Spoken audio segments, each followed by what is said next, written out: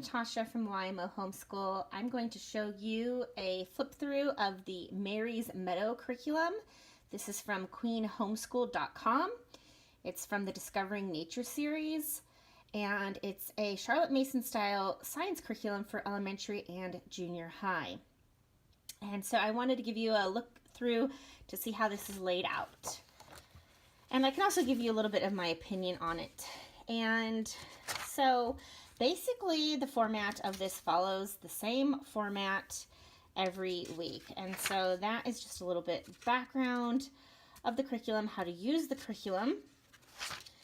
And so there's one lesson a week. Every week starts with a read aloud story. Now, I suppose this is intended for the parent to read aloud to the child. However, my child that is doing this is in 7th grade, so she reads to herself.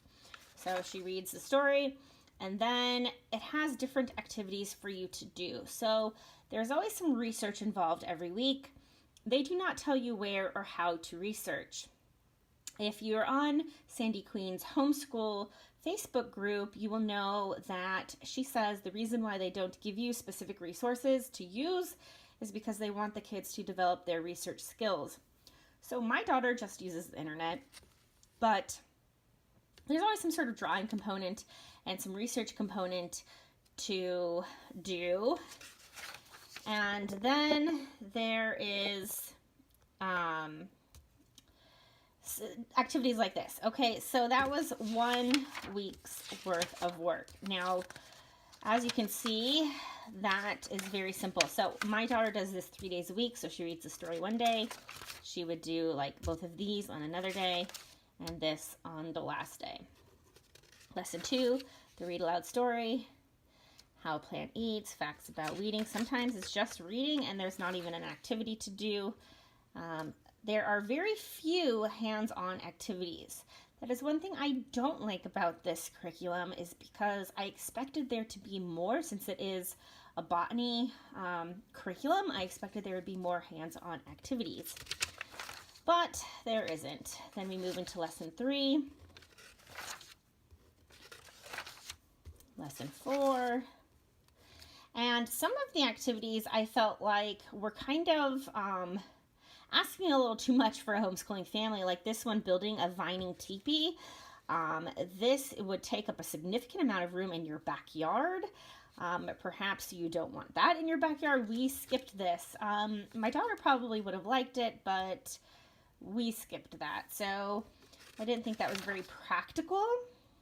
And here's a hands-on activity, but this was really, you're putting together a garden with photographs from magazines, so that was a little fun, but there's not too many experiments. There's, I think, maybe, 5 or 6 throughout the whole thing, or I shouldn't call them experiments, but hands-on activities. As you can see, this follows the same format every week.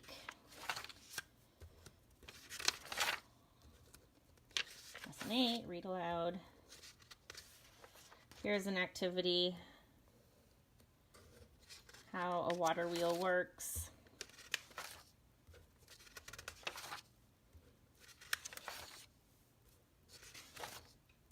As you can see, the focus is on flowers and trees and different insects and amphibians and things that would be in a garden, or in a meadow, in a field.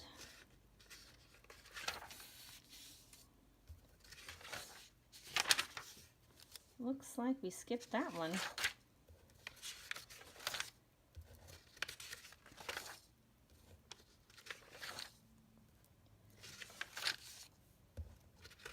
I thought my daughter would really like this because she likes to draw. However, some of her drawings, like these, she really did not take time. So I don't know. I don't know if she's just sick of drawing or what. But other ones, she did put some time into.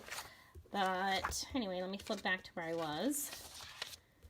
So we have gone through lesson 13 so far.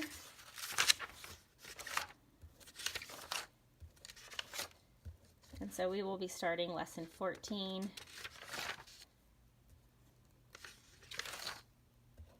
talking about nightingales.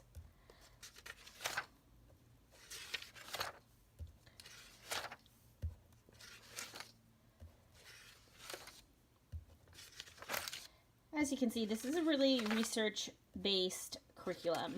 It gives you the read aloud story, but the answers to these things are not going to be in the read aloud story. The read aloud story gives you the background, and then you have to do research from there.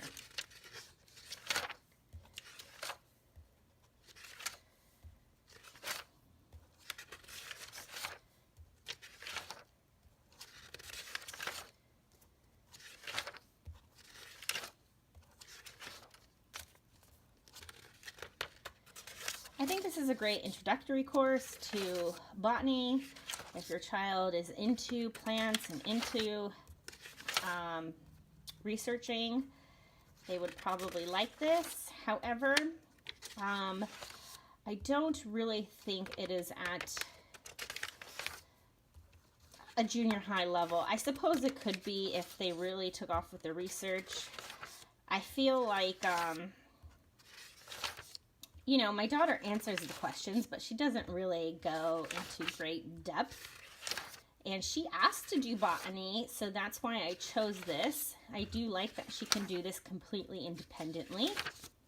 That is a big plus in my opinion.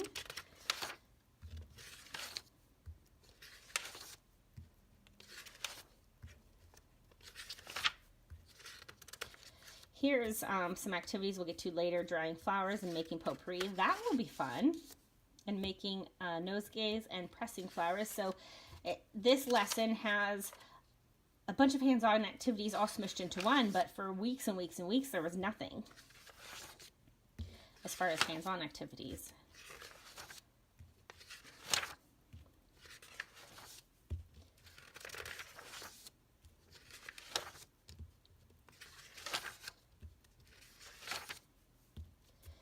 And again, now we have a couple hands-on activities.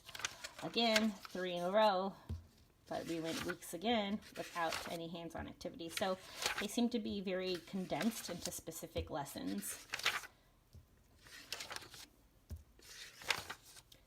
And there you have it. So that is the Mary's Meadow curriculum by Sandy Queen, a Charlotte Mason style science curriculum for elementary and junior high. I think this would probably be best suited for the upper elementary, not really junior high. At this point, they should probably be getting a little more in depth in their science studies to prepare them for high school science. But of course, you know, this is a Charlotte Mason style curriculum, and so I think that's the key takeaway from this. I think this might be a good supplement rather than a full curriculum. However, we are using this. This is her only science this year, but I don't think I would use the Queen Homeschool Science in the future unless I was using it as some sort of supplement.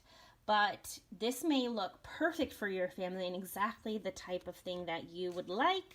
And so I just wanted to give you an idea of what that looks like so you could decide for yourself how that best fits your family. So thank you for watching.